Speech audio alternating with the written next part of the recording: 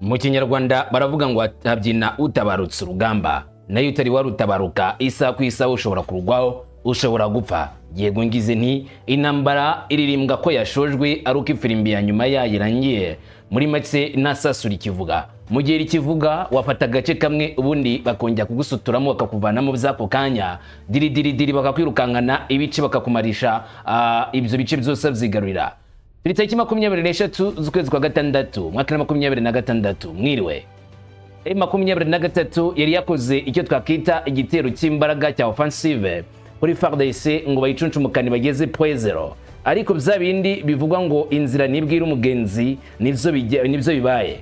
Agace ka .0 ndetse n'uduce twegereye .0 M23 yifuza gutwigarurira, gusa FARDC icyo bakoze iki ngiki ni igikorwa cy'amateka kizahora kivugwa rimwe kabiri gatatu kane. Byagenze gute? Urugamba ndaruko bwagwa muri .0 ndetse bitunguranye cyane, bamwe mu bashyigikiye M23 bakomeje kwamagana iki gikorwa gikozwe muri aka karere wegera muri .0. Ndabikubwira M23 yagerageje gukora kuri .0 ishintoki, twabigarukaho. Ni mu gihe uduce twa Gakenge, Mikenge, M23 ngo yagerageje kwigarura bikanga, ariko byabaye ibibazo bidasanzwe. Gusa amakuru avuga ko FARDC yabaye yanavuye muri Rwisankuku. Nivyo bo muri Rwisankuku nyuma y'imirwano itoroshye, tutabigarukaho. Hanyuma sibyo ibyo ngizo, ingabo z'u Rwanda IDF zibasiwe jona M23 ngo bari kurenga ku gahenge kemeranijweho idoa. Ni raporo ishinja RDF ne M23 kwakomeje gusenya agahenge kari kemeranijwe, akomeje gutuma intambara ikomeza kwa gutaka bwa Repubulika ya Demokarasi ya Congo. Nyamara ngo bari biteze yuko agahenge kagomba kubahirizwa na bose, amahoro akaboneka, ituze rikaboneka ku butaka bwa Repubulika ya Demokarasi ya Congo. Kugeza ubu rero biragaragara neza cyane ko FARDC yo ubwayo ngo itigeze nemwe gitangiza ibitero kuri M23 ngo bivugwa ngo itero byakozwe na M23 batazira ingabo z'u Rwanda RDF. Byagenze gute iri raporo yo kwamagana ingabo z'u Rwanda na M23 ivuga iki? Turayigarukaho uko yakabaye kamwe ku kandi ndetse n'icyo ivuga. Ni mu gihe ku kundi ruhande FARDC nanone yabwa itangazo ryihaniza M23 ibibazo byo muri Minembwe babyikoreje M23 zose. Iri tangazo nzi ko wumvisha ibyaryo, ariko igika cya gatandatu ari nacyo gika kibanzira gisoza ndakigusomera, nako byose ndari gusomera wumve neza uburyo FARDC iteguje ibidasanzwe. Ni ibitero biremereye cyane bigiye kwa muri kano karere. Reka tuvuge ngo it's a new war, ni intambara nshyashya, ni intambara noneho yeruye FARDC idekaraye binyuze muri Lieutenant Colonel Mogba Hazukai Mark, wemeje neza yuko FARDC izanye none ibidasanzwe ku mirongo imbere ku rugamba. Nije kugaragaza icyo ishoboye, bayisuzuguye burya uyu munsi bagomba kuyubaha babishaka cyangwa se batabishaka. Ntabwo bikiri bya bindi burya si buno, niko bavuga. Hanyuma ariko ku rundi ruhande SADC igarutse mu ntambara muri Repubulika ya Congo. Ndavuga ingabo zo ibihugu byo muri SADC Afrika y'Amajyepfo byongeye kuvuga cyane cyane kwazo byo muri Congo. Uribuka yuko mu minsi yashize barazanye ingabo muri Congo muzizwe Samedi Alasi. Nundi aravuga ko ibibazo byo muri Congo bikwiriye kwitabwaho cyane. Wibuke mu minsi yashize byavuzwe yuko haba ari gutegurwa uburyo bukomeye igihugu cya Afrika y'Epfo n'indi bihugu bigira kuri bibiri byakunye kohereza abasirikare ku butaka bwa Congo. Bugihari byavuzwe ko bigomba kuzohereza abasirikare mu buryo gufatanya hagati ya Kinshasa ndetse na Pretoria n'ibindi bihugu muri rusange byahitamo kuzana abasirikare bazo muri Congo. Gusa ariko ngo FARDC igomba kuzabona umusaza uturutse muri Samedi ya SADC ugiye kuzana nanone ubundi butabazi, ariko uko batangiye babivuga nibyo tubanza guheraho tugaragaza neza icyo bari kuvuga. Hino ibibazo byo muri Repubulika ya Demokarasi ya Congo. Denise Nyakelu Tshisekedi ni Madame Tshisekedi na Angelique Ndayishimiye, Madame wa Evariste Ndayishimiye, mu ruzinduko we n'umugabo wakorera Kinshasa. Angelique Ndayishimiye yasuye fondation ya Denise Nyakelu Tshisekedi, ni fondation ikomeye cyane aho babashije kuyisura bakagana byinshi. Uruzinduko rwabo Tshisekedi, Ndayishimiye ndetse na Ndayubaha turabigarukaho neza uko byagenze kamwe ku kandi. Nyemerera gusa tuyane ku musozo tayamwe kamwe ku kandi kuri kuvugwa nta kimwe dusize inyuma. Gusa unyemerere tuze duhere ku mirongo imbere ku rugamba kuko ni amakuru nyirizina cyangwa se izingiro ry'amakuru riri niki kiri kujya mbere. Ngende umugwa Kamanzi w'u Rwanda ngo ikaze mu tuyane ku musozo nk'ibisanzwe. Ikaze kuri mwese.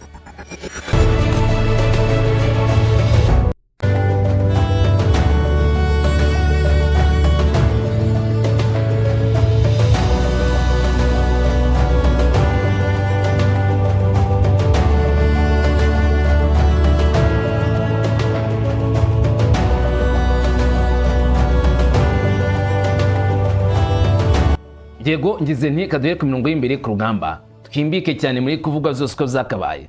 FARDC nyuma guhangana bikaze yaba yavuye muri Rwisankuku. Rwisankuku na gace kari hagati ya Pwezero ndetse na Kamombo, abazi neza ibyo bice ugana muri Minembwe. Amakuru yemeza ko M23 nyuma yo gufata uduce twa Kalingi na Ilundu igice cyepfo bakomeje gusuka ingabo nyinshi ngo berekeze ku gice cya Pwezero, ariko bashaka none gunyura mu ruhagwa hagati uturuka Mikenge ujya Rwisankuku. Hari amakuru avuga ko iyi position ya Rwisankuku yari mu ifaru biremereye ndetse imodoka za rutura za gisirikari zagomba kuba zarasa indani ari gutuka M23. Amwe makuru y'abatangaza ibingibi ku ruhande rwa FARDC bavuga yuko M23 baba barayirashe ngariko birinze cyane cyane ko ibintu byo bitero byabwamo abaturage baba civil benshi babirinda cyane cyane koresha izo ntumi zabo za rutura muri Rwisankuku ngo batere hakurya. Iyo video mubona ku ruhande rw'ibumoso yashyizwe hanze na bamwe mashyikiye M23 bavuga yuko uko nguko ariko bari kwambuka akagezi gatandukanya igice gihegamiye kuri Minembwe winjira muri Pwezero ngo agiye gufata Pwezero, ariko ku ruhande rwegereye Rwisankuku. Agace ka Rwisankuku ni strategique na gace k'ingenzi cyane abazi aho gaherereye, nubwo nabanje kwakubwira ati ne wahamenye wari utahazi. Ni ingenzi cyane ushaka gufata inzira zituruka muri Uvira mbyerekezo by'uburasirazuba, kandi kaba inza y'ingenzi cyane ushaka guhita umanuka ufite abandi muri gukorana bari guca mu gice cyo hagati mushaka gufata Pwezero. Bivuze neza ko ari agace kari k'ingenzi cyane ku muntu ugafite ashobora kuvuga rikijyana muri ziriya nzira zigana kuri Pwezero, ari nacyo bamwe basobanura neza ko M23 yaba yapangaga gukora inyuze Rwisankuku abandi baganyura muri Kalingi ndetse n'inzira zigana gato muri Ilundu kugira ngo binje indani mu gice wavuga ngo kingenzi mu nzira zigana hariya kuri Pwezero. Muri make izo navyo turabigarukaho uko zakabaye ndabikubwira. Sibyo byonyine rero, uduce twa Gakenge, Mikenge, Pwezero M23 yakozeho ngo birangana imaze kwikubwira uko byagenze. Utu ni uduce tw'ingenzi byumve neza. Gakenge na gace kari munsi uturutse mu Minembwe. Witegereje anga uri kubona Minembwe, Gakenge iri munsi yawo muri kano gace muri make mu gice cy'amajyaruguru y'uburengerazuba bwa Baraka. Agace ka Gakenge kaba gafite position nyinshi za FARDC zituruka mu ishyamba rya Rukenia. Iyo shyamba rya Rukenia ni ringiri mubona anga munsi gato ya Minembwe mu ruhande rw'iburyo, munsi gato ya Mikenge. Iki kintu mubona gisa n'icyatsi cyane buriya ni ishyamba ryitwa Rukenia rigenda muri haruguru gato muri Musambia, ari nako gace gafatanye na Rugezi. Hanyuma rero hanyuma abasikari benshi bagenda n'amaguru iyo batanyuze ku nzira ya Baraka yinjira muri Pwezero bakanyura Fizi bagana muri iri shyamba, niho baza bagahita bashyira position zabo hano muri Gakenge.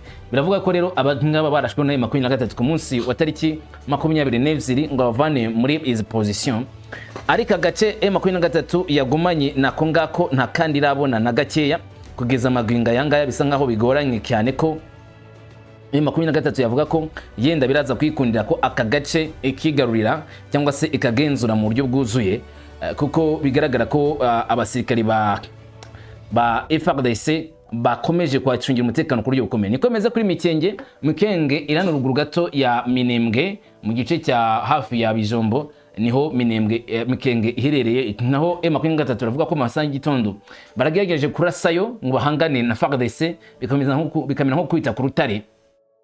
FARDC iri muri Mikenge warangije kwipanga cyane. Amakuru Amerika akavuga yuko iyo Mikenge rangije yatangiye kubona renfort ituruka muri Uvira, kuko ari yanze nyina kubw'icyo inyuna mu gice cya Rwisankuku, ari nacyo kigaragaza neza ko ruguru gato yayo hari abasikengura hari biri kwanyura batutse ruguru muri Uvira baze gutanga renfort.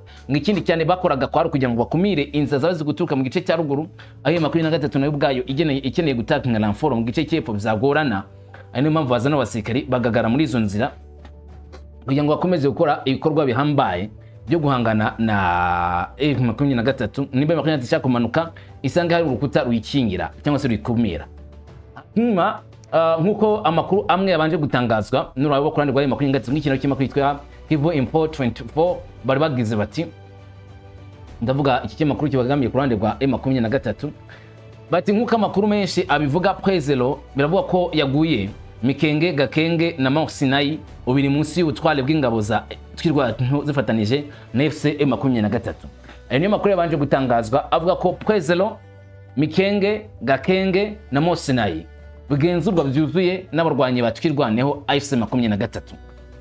Gusa aya makuru yashyizwe ku karubanda n'abarwanashyaka ba M23 yaje kuhita avuguruzwa n'abarwanyi nashyaka ba Wazalendo na FARDC bagaragaza ko ibyo byatangajwe kandi kwa M23 twirwaneho ari ikinyoma nta kuri kubirimo k'ibyo bice bavuga ngo biri mu maboko ya M23 atari ko bimeze aho uri mu bugenzuzi bwa FARDC ndetse na Wazalendo. Bati Pwezelo, Mitenge, Kakenge bikomeje kugenzurwa na Repubulika cyangwa se FARDC, ibikaba byababaje cyane abo batazira RDF 23 ibitero zayo bikomeye hamwe n'indege zijya pilote n'ingabo zasanzwe kuri Minembwe centre byatumye ingabo z'abayoboke bayo zihitamo kuva mu gisirikare kugira ngo hirindwe gushyira abaturage mu kaga, ariko nta kibazo cyo guhagarara aho ngaho gihari. Abo bemeze yuko habayeho agace ka Minembwe centre FARDC yari irimo ngo akoze withdraw ikigira inyuma kugira ngo irinde kukomeza guhanganiramo bikomeye cyane na M23, ariko ibindi bice bivuga ngo byafashwe M23 ngo ni ikinyuma ni icyuka ngo burya no gufata ya Minembwe we ngo nta rugamba rukomeye rwahabaye. Abandi bamwe mu barwanashyaka ba Wazalendo na FARDC bivuga ngo ubwo FARDC yabonye M23 ndetse n'abatazira ubufasha batatse Minembwe, maze FARDC yitegereje neza igiye kubera muri Minembwe ibona byaba urugamba rw'isibaniro rikomeye, byaba rihangana ridasanzwe ryatera urupfu rudasanzwe ndetse bigatera n'intambara itoroshye. Bati none kujya dukomeze ukore gutya, kujya dukomeze ihangana rimeze gutya, reka twebwe duhite gukora withdraw tuvana ingabo zacu ku mirongo y'imbere ku rugamba dusubira inyuma. Uko niko FARDC ngo bahise bemera kurekura agace ka Minembwe centre bigira inyuma agace bakavamo kuri ubwo buryo kugira ngo bataza gutera imfu ku basivile benshi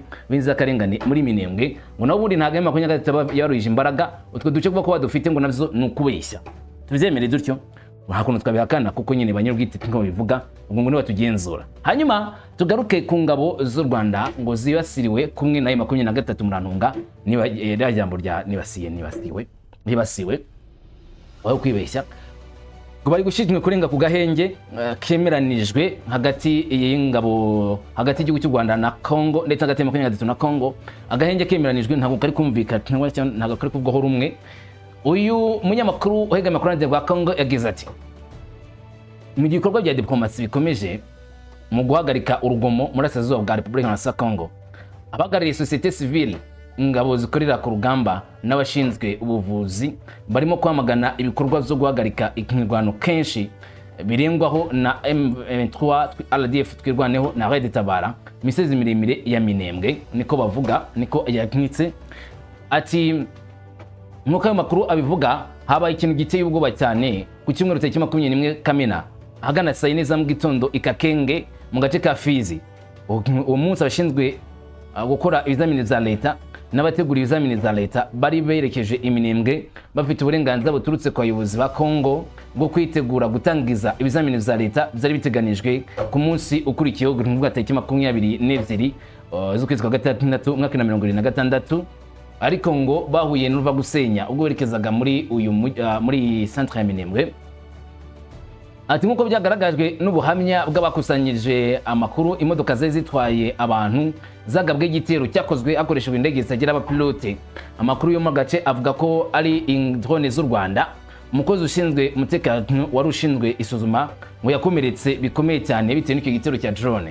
Ubundi ibyo bitero bya drone kwibasira ibikorwa bya gisivile by'ubwabyo byitwa byaha by'intambara, ari navyo bahera bavuga yuko M23 batazira RDF ngo bari gukora ibyaha by'intambara ku butaka bwa Repubulika ya Demokarasi ya Congo, bakavuga ko ari byo kwakunganira kure ndetse no gutemera ko bikomeza, ari nako basaba amahanga kureba ibyo bikorwa bibi ngo bikorwa n'uruhande rwa M23 nubwo hari amasezerano yasinywe yo guhagarika imirwano ku butaka bwa Repubulika ya Demokarasi ya Congo, ariko n'amasezerano adakomeje kubahirizwa bari kurengaho uko biboneye. Akomeza agira ati ku miryango na societe civile mu gace iki gitero ni ikindi kimenyetso cy'umutekano muke ukomeje kugira ingaruka ku baturage ba civile, nubwo hari izo bashyizeho mu rwego rw'akarere n'amahanga bigamije guhagarika imirwano muri Burasirazuba bwa Congo. Ati yaba amahanga ndetse n'akarere bari bakomeje kurya ibyo kore ibikomeye byose cyangwa se ibishoboka byose kugira ngo bahagarike ibyo bitero byasira aba civile.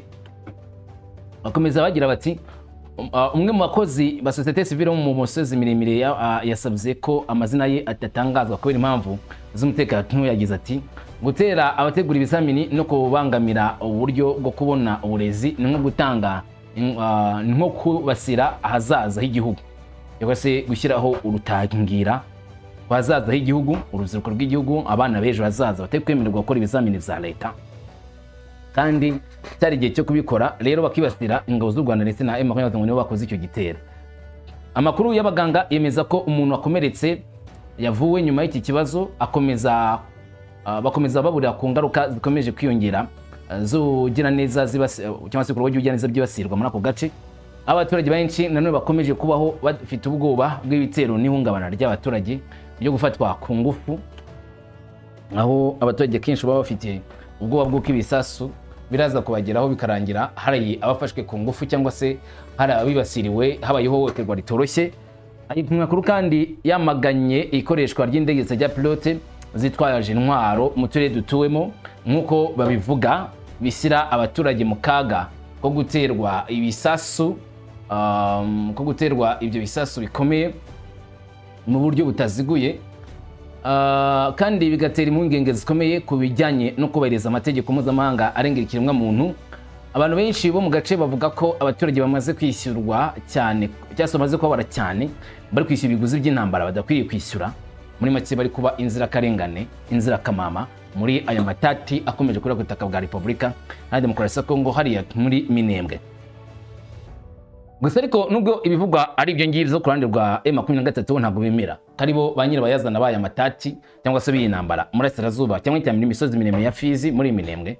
Bavuga yuko ibitero bagwana nabyo ari ibyakozwe na FARDC yagabye ibitero yerekeza muri kara karere, aho M23 bwayitangaza yuko ibihanganye n'ibitero nyirizina ngo by'abashaka kuza gutsemba ubwoko bw'abanyamurenge. Gusa ni ibyamaganwa na FARDC ngo bafite gahunda kuza gutsemba abanyamurenge bafashijwe n'ingabo z'igihugu cy'u Burundi.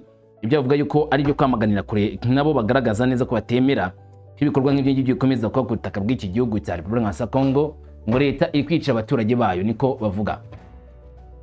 Muzo batangaje kandi abagarariye societe civile banashinja imitwe itwaje intwaro ifitanye isano n'inyeshyamba z'M23 kwikomeje gutuma abaturage bamwe na bamwe bahura mu bibazo bikomeye, bakabashyira mu kaga gakomeye ku rugamba ndetse no ku bikorwa bya gisirikari, aho bisanga nyine abaturage badatekanye bitewe n'ivyo bitero.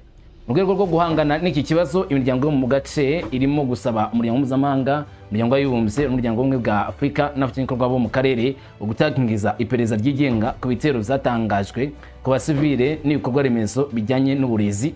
Barasaba kandi ko ihohoterwa ryose ryo guhagarika imirwano ryahita cyangwa se ihohoterwa cyangwa se kurenga ku mahame y'amasezerano zakwandika ku mahame yo guhagarika imirwano, kubirengaho byose byahita byemezwa bikavugwa yuko hari abari kubirengaho bagomba no kubiryozwa. Ibyo rero bikavuga yuko bigomba kuryozwa M23 twirwaneho. Mu gihe abanyeshuri bo mu mwaka wa nyuma muri ako karere bagerageza gukomeza amashuri yabo mu rwego rw'umutekano akeneye gukorwa ikorwa biremereye cyane kugira ngo abone amahoro n'umutekano bidasanzwe. Mu itangazo yashyizwe ahagaragara na FARDC ivuga ko ibintu bikorwa bikomeje kubera muri Minembwe, yagize ikigaragaza cyane nk'ibitero bikomeje kwibasira aka gace ka Minembwe.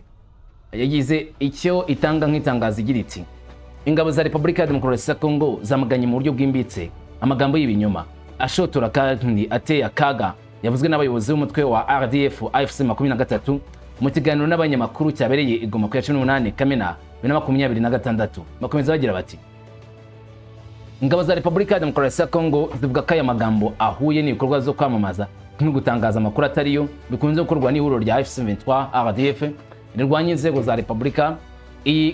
Izi ngamba zigamije kuyoza ibitekerezo bya rubanda, gutesha agaciro inzego za leta no kuyoza ibitekerezo by'ishyirahamwe mu ntambara y'ubugizi bwa nabi ikorerwa Repubulika ya Demokarasi ya Kongo, ndetse no kutubahiriza amategeko mpuzamahanga y'ikiremwamuntu n'uburenganzira bwa muntu bikunze kwitwa ko bigomba guhagarikwa.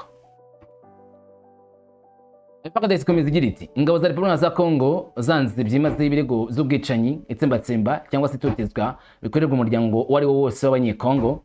Ibi birego nta shingiro bifite, bije mu gihe raporo nyinshi z'umuryango w'abibumbye n'imiryango mpuzamahanga iharanira uburenganzira bwa muntu zanditse ku byaha bikomeye byakozwe n'ihuriro rya RDF AFC/M23 birimo kwica abaturage cyangwa se kwica abantu, gushimuta, gushyira abantu mu gisirikare ku ngufu, ihohoterwa rishingiye ku gitsina, kwimura abaturage ku ngufu n'ibindi byaha bikomeye binyuranije n'amategeko mpuzamahanga arengera ikiremwamuntu. Ingabo za Repubulika ya Congo ziratekereza ku byaha bikomeye bikorerwa abaturage. Iti ko ibi birego by'ibinyoma n'ibiteye isoni bigamije kugoreka ukuri kw'ibyabaye no guhunga inshingano ziri shyirahamwe. Ingabo za Repubulika ya Congo ziramagana byimazeyo igerageza ry'ihuriro rya RDF/M23 ryo koresha imiterere y'umuryango n'imvugo kugira ngo ritera amacakubiri mu baturage ba Congo. Ubu bukangurambaga bugamije cyane cyane guhuza abaturage ba Congo batuye mu burasirazuba bw'igihugu n'abo mu zindi ntara za Repubulika, hagamijwe kugabanya ubumwe bw'igihugu no gusohoza intego za politike n'iza gisirikare z'ihurire. Ingabo za Repubulika ya Congo zongeye kuvuga ko ari ingabo z'igihugu zaranira Repubulika kandi zihuriweho n'abagabo n'abagore b'abakongomani batutse mu ntara zose z'igihugu. FARDC ikomeza igira iti ingabo za Repubulika ya Congo zirongera gushimangira ko abahohotewe cyane n'intambara y'ubugizi bwa nabi yatewe n'umutwe wa RDF AFC/M23 ari abaturage ba Congo batuye mu ntara y'Iburasirazuba bw'igihugu. Mu myaka myinshi ishize abaturage bagiye bahura n'ingaruka z'umutekano muke, kwimurwa ku ngufu, ihohoterwa rishingiye ku gitsina n'ibikorwa by'uyu mutwe n'abafatanyabikorwa bawo. Imibabaro bahura nayo ntishobora gukoreshwa mu gutanga amakuru atariyo cyangwa ngo igerageze kubateranya n'abaturage babo mu zindi ntara zigize leta, kuvuga ngo barebe ko barinzwe, bagira umutekano wabo kandi babungabunga ubusugire bw'igihugu. Nibwo ingabo za Repubulika ya Demokarasi ya Congo zikomeza ibikorwa byazo hakurikijwe inshingano zazo zishingiye ku itegeko nshinga zo kurengera Repubulika ya Demokarasi ya Congo. Ingabo za Repubulika ya Demokarasi ya Congo nazo kandi zamaganye ubusabe bw'iri shyirahamwe risaba abaturage kwirengagiza ingamba z'ubuzima n'izirinda zashyizweho mu rwego rwo kurwanya icyorezo cya Ebola. Mu kurwanya ibikorwa byo gukumira no kumenyekanisha ibikorwa, iri shyirahamwe rirushaho gushyira mu kaga abaturage basanzwe bafite umutekano muke kandi rigahungabanya ibikorwa byo kurengera ubuzima rusange. Ingabo za Repubulika ya Congo ziburira abantu kwirinda ibikorwa byose byo kwamamaza, gutanga amakuru atariyo cyangwa gushishikariza urwango bishobora kubangamira ubumwe bw'igihugu, umutekano w'abaturage n'ingamba zo kugarura umutekano mu turere twagizweho ingaruka n'ubugizi bwa nabi. Ingabo za Repubulika ya Congo zikomeje kwiyemeza gusohoza inshingano zazo zishingiye ku itegeko nshinga zo kurengera ubusugire bw'ubutaka, kurengera abaturage no kugabanya imbaraga z'abanzi zibangamiye ubusugire bw'igihugu. Ntibazarangazwa n'ubukangurambaga bwo gutanga amakuru atariyo cyangwa se kugerageza gukoresha uburyo bwo guhungabanya umurava w'igihugu mu gihe habayeho urundi rugomo. Ati FARDC izakora umurimo wayo. Aya magambo yashyizwe ku karubanda mu itangazo ryashyizwe mu mukono muri etat-major ya FARDC ni ukugaragaza neza cyane ko hari gahunda idasanzwe FARDC igiye gufata ariyo bise mu kurengera ubusugire bw'ubutaka bwa Repubulika ya Demokarasi ya Congo, kandi nta kuzuyaza uko bizagenda kose agiye gukora icyo twita igitero gihambaye cyo kwataka inguni nyinshi cyangwa se kugira mu nguni nyinshi bagagaba ibitero. Hari M23 byita ko bagiye kugarura ubusugire bw'igihugu cya Repubulika ya Demokarasi ya Congo ihanganye na M23 batazira ingabo z'igihugu cy'u Rwanda. Ukurikije iri tangazo bigaragaza neza ko FARDC gutegura igitero cyuzuye, igitero cy'imbaraga kuri M23. Kurikije iyo tangazo urabona neza ko icyitwa amahoro kuyategereza none cyangwa ejo, kumva nta rusaku rw'imbaraga ku butaka bwa Congo biragoranye cyane. SADC igarutse mu bibazo bya RDC M23 ngo bagomba kohereza amasezerano, bitari ibyo ngibyo bikaba bibi cyane. N'amagambo yavuze n'ihuriro rya SADC mu muryango w'iterambere rya Amajyepfo ya Afurika uyobowe na Enoch Kamuzingeni Chihadni, ni vice president wa kabiri wa Repubulika ya Malawi, hagarariye Arthur Peter Mutharika, perezida wa Repubulika ya Malawi kana perezida w'umuryango wa SADC ushinzwe mu rwego rushinzwe politiki, uburinzi n'ubutwererane bw'umutekano yose ufatanye mu mutekano. Baratumije inama idasanzwe ya Troika y'urwego rushinzwe politiki, ubutwererane ndetse n'ufatanye mu by'umutekano ku wa mbere tariki 22 Kamena. Iyi nama yari igamije gusuzuma uko umutekano n'imibanire ya politiki mu karere by'umwihariko hibandwa kuri Madagascar ndetse na Repubulika ya Demokarasi ya Kongo uko ibintu byifashe.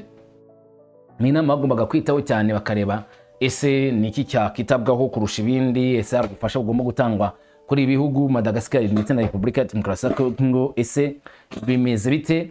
Ni inama yari yihutirwa ariko cyane yatumijwe kugira ngo wige cyane kuri ibyo bibazo. Umuryango w'akarere wongeye kwemeza ko urinze amahoro, ushimangira demokarasi ngo no guteza imbere ituze n'ubwuzuzanye bw'akarere. Abayobozi ba SADC muri Troika bashimangiye ko hakenewe gushimangira uburyo bwa Afurika bwo gukumira ndetse no gukemura ibibazo kugira ngo umutekano rusange ukomeze kubungabungwa. Umaze kuganira bakavuga ati none tuzategereza abanyamahanga baze gudukemura bino bibazo. Ngo basanze bo ubwabo bagomba kwikorera, basanga ari ngombwa ko bo ubwabo bakoresha imbaraga nk'abanyafurika kugira ngo bashake ibisubizo bya Afurika bikozwe n'abanyafurika, atari gutegereza imbaraga z'amahanga byenda byitangwa kwimana kaza imvura ihise kandi hari nubwo idahita vuba. Rero SADC irabona ko iki kibazo cyo muri Kongo ari kibazo kitagomba gutereranwa gutyo gusa, batagomba kuba ngo bavanye ingabo za SAMIDRC muri Kongo ngo batera agati mu ryinyo bumve ko ibintu zakemutse. Ni ngombwa komeza kwamagana uko ibintu bitero bikomeza kuba ku butaka bwa Repubulika ya Demokarasi ya Kongo. Umuryango wa SADC kandi wagaragaje byinshi, wabuze byinshi muri iki gikorwa. Nyirizina uyu muryango wa SADC wagaragaje ko umutekano ukomeje kuba mubi muri Burasirazuba bwa Repubulika ya Demokarasi ya Kongo. Uvuga ko umutekano muke utabangamiye amahoro y'igihugu gusa, ahubwo nabangamiye n'ubufatanye mu karere. Abitabiriye inama basabye impande zose zirebwa n'amakimbirane kubahiriza amasezerano ya Doha na Washington, cyane cyane ingingo zo guhagarika intambara. Uko ngo intambara nagibangamiye Kongo gusa, ubwangamira akarere kose.